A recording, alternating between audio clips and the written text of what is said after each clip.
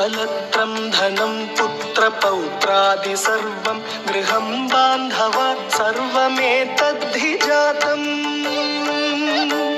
मनश्चेन्न लग्नं गुरोरङ्घ्रिपत्नी ततः किं ततः किं ततः किं ततः किम्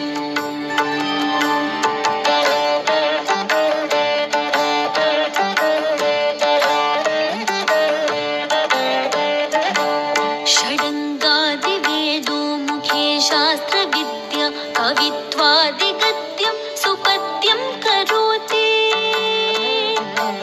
मनश्चेन्न लग्नं गुरोरङ्घ्रिपत्नी ततः किं ततः किं ततः किं ततः किम् कलत्रं धनं पुत्रपौत्रादि सर्वं गृहं बान्धवा सर्वमेतद्धि जातम्